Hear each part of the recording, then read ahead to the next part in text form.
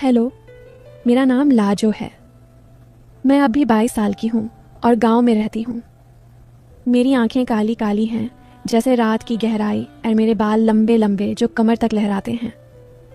मेरी कम पतली है लेकिन शरीर थोड़ा भरा भरा सा जो चलते वक्त हल्का हल्का हिलता है।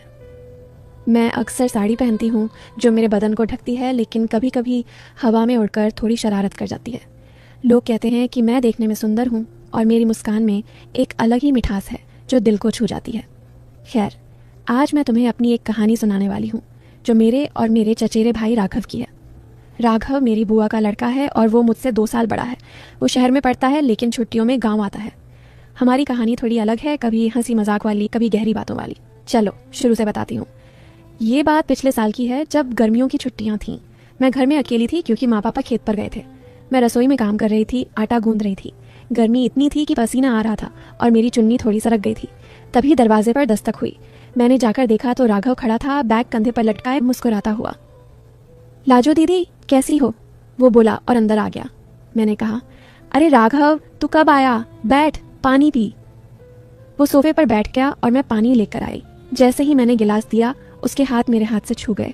वो थोड़ा रुककर बोला, दीदी तुम्हारी उंगलियां कितनी नरम हैं, जैसे मखमल। मैं हंस दी लेकिन दिल में एक अजीब सी हलचल हुई। मैंने सोचा ये क्या बोल रहा है, लेकिन मैंने मजाक में कहा, हाँ आटा गूंदने से ऐसी हो जाती हैं, तू भी ट्राई करना। वो हंसा और बोला, क्यों नहीं, दिखाओ कैसे गूंदती हो। मैं रसोई में ले गई और हम दोनों आटा गूंदने लगे। उसके हाथ मेरे हाथों के पास थे, कभी छूते कभी नहीं। वो बोला, दीदी ये आटा इतना चिपकता क्यों है, जैसे कोई चिपकना चाहता हो। मैंने कहा, अरे पानी कम डाल वरना चिपक जाएगा। लेकिन उसके शब्दों में कुछ और मतलब लग रहा था। हम हंसते हंसते काम करते रहे और वो बार बार मेरी तरफ देखता। मैंने सोचा कहीं ये कुछ सोच तो नहीं रहा, लेकिन नहीं, वो तो बस मजाक कर रहा था। शाम तक हमने खाना बनाया और फिर छत पर बैठकर बातें करने लगे। रात हो गई थी लेकिन गर्मी से नींद नहीं आ रही थी। मैं अपनी चारपाई पर लेटी थी और राघव बगल वाले कमरे में। तभी वो आया। दीदी नींद नहीं आ रही, चलो कुछ बातें करें। मैंने कहा, ठीक है, लेकिन धीरे बोलना, घर वाले सो रहे हैं। वो मेरी चारपाई के पास बैठ गया और हम बातें करने लगे। वो बोला, दीदी तुम्हारी आंखें कितनी गहरी हैं, जैसे कोई रात छुपा हो। मैं शर्मा गई लेकिन बोली, अरे क्या बकवास कर रहा है, तू शहर में क्या क्या सीख कर आया। वो हंसा और बोला, कुछ नहीं, बस तुम्हें देखकर लगता है कि तुम में कोई जादू है। अगर मैं तुम्हारा हाथ पकड़ूं तो क्या होगा। मैंने चौंक कर कहा, राघव क्या बोल रहा है, हम भाई बहन हैं। लेकिन उसके चेहरे पर एक शरारती मुस्कान थी, जैसे वो टेस्ट कर रहा हो। मैंने विषय बदल दिया, बताओ शहर में तेरी कोई गर्लफ्रेंड है। वो बोला, नहीं दीदी, लेकिन अगर होती तो तुम्हारी जैसी होनी चाहिए, जो इतनी नरम और मीठी हो। उसके शब्दों में डबल मीनिंग था, लेकिन मैंने अनदेखा किया। हम रात भर बातें करते रहे, कभी हंसी कभी गंभीर। वो मेरे पैरों के पास बैठा था और कभी उसका हाथ मेरे पैर से छू जाता। मैं सोचती रही कहीं ये आगे कुछ करने की सोच तो नहीं रहा, लेकिन वो बस बातें करता रहा। और सुबह हो गई। अगले दिन सुबह हम दोनों घर के पीछे वाले बगीचे में गए। वहाँ आम के पेड़ थे और मैं आम तोड़ रही थी। राघव बोला, दीदी मैं ऊपर चढ़कर तोड़ता हूँ। वो पेड़ पर चढ़ गया और मैं नीचे से पकड़ रही थी। जैसे ही आम गिरता मैं उसे पकड़ती। एक बार वो थोड़ा फिसला और मैंने उसे संभाला। उसके बदन से मेरे बदन का स्पर्श हुआ, लेकिन बस एक पल का। वो बोला, दीदी तुम्हारी पकड़ कितनी मजबूत है, लेकिन नरम भी। मैंने कहा, अरे गिर जाता तो क्या होता, सावधानी से। लेकिन उसके शब्दों में फिर वही बात लग रही थी। हम पूरे दिन बगीचे में रहे, फल तोड़ते, पानी चलाते। वो बार बार मेरी मदद करता, जैसे मेरी कमर को छूकर मुझे संभालता। मैं सोचती ये क्या इशारा है, लेकिन वो कहता, दीदी गिर जाओगी। शाम को हम घर आए और रात फिर वही बातें। इस बार वो बोला, दीदी अगर मैं तुम्हें गले लगा लूँ तो क्या होगा, बस भाई बहन वाला हग।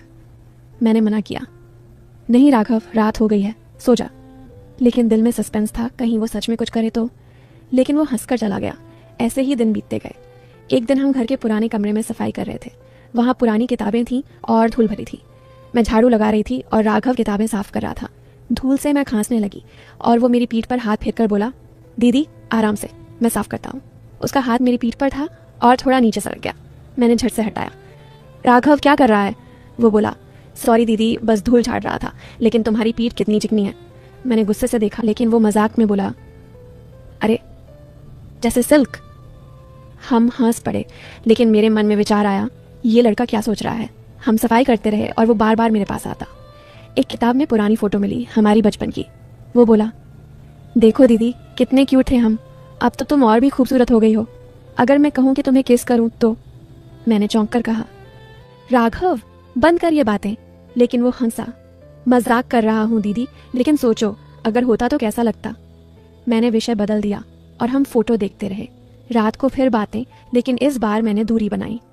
फिर एक शाम हम घर के आंगन में बैठे थे। मैं सिलाई कर रही थी और राघव किताब पढ़ रहा था। अचानक वो बोला, दीदी तुम्हारी उंगलियां कितनी तेज चलती हैं, जैसे कोई जादू। अगर मैं तुम्हारी उंगलियां पकड़ूं तो क्या होगा? मैंने कहा, कुछ नहीं, लेकिन क्यों? वो बोला, बस महसूस करना चाहता हूँ। मैंने हाथ बढ़ाया और वो मेरी उंगलियां छूने लगा। उसका स्पर्श गर्म था और मैंने सोचा कहीं ये आगे बढ़े तो, लेकिन वो बस छूकर बोला, वाह कितनी मुलायम। हम बातें करते रहे गांव की, परिवार की। वो बोला, दीदी तुम्हारी शादी होनी चाहिए, लेकिन जो लड़का आएगा वो खुशकिस्मत होगा। तुम्हारा बदन जैसे। मैंने टोका, बस कर राघव। लेकिन उसके शब्दों में कुछ था। रात को मैं सोचती रही ये सब क्या है। सस्पेंस बढ़ता जा रहा था। ऐसे ही हफ्ते बीत गए। एक दिन हम घर के छत पर सूरज ढलते देख रहे थे। वो मेरे कंधे पर हाथ रखकर बोला, दीदी तुम्हारी खुशबू कितनी अच्छी है, जैसे फूल। अगर मैं तुम्हारे करीब आऊं तो? मैंने कहा, राघव दूर रह, लेकिन बताओ पढ़ाई कैसी चल रही? वो बोला, अच्छी, लेकिन तुम्हारे बिना अधूरी लगती है। तुम्हारी गोद में सर रखकर सोना चाहता हूँ। मैं हंसती, पागल है तू।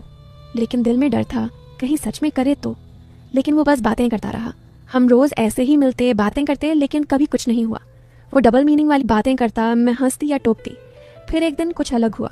हम घर के स्टोर रूम में पुराना सामान देख रहे थे। वहाँ अंधेरा था और मैंने टॉर्च जलाई। राघव बोला, दीदी यहाँ अंधेरा है, लेकिन तुम्हारी आंखें चमकती हैं। अगर मैं तुम्हें पकड़ लूँ तो क्या होगा? मैंने कहा, कुछ नहीं, लेकिन सावधान रहे। करीब आया और उसका हाथ मेरी कमर पर रखा। मैं चौंकी। राघव, वो बोला, सॉरी बस संभाल रहा था, लेकिन तुम्हारी कमर कितनी पतली है। मैंने धक्का दिया, लेकिन वो हंसा।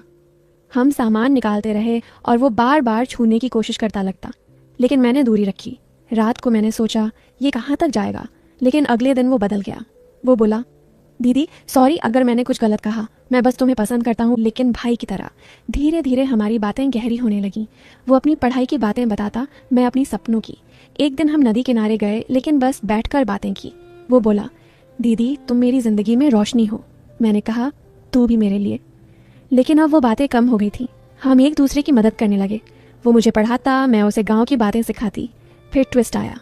एक दिन राघव बोला, दीदी मैं तुम्हें कुछ बताना चाहता हूँ। मैं शहर में एक लड़की से प्यार करता हूँ, लेकिन डरता हूँ बताने से। मैं चौंकी, क्या? तो ये सब क्या था? वो बोला, सब मजाक था दीदी, ताकि तुम मुझे सलाह दो। मैं तुम्हें बहन मानता हूँ, लेकिन थोड़ा शरारती हूँ। मैं हंस पड़ी, पागल, चल बताओ उस लड़की के बारे में। हमने प्लान बनाया और वो उससे बात करने लगा। अंत में हमारी कहानी एक गहरी दोस्ती की हो गई। राघव की शादी उसी लड़की से हुई और मैं खुश थी। थरकी सोचते होंगे कि कुछ हुआ, लेकिन असल में ये प्यार की कहानी थी, भाई बहन वाली। और अब सब कहते हैं कितनी अच्छी कहानी है।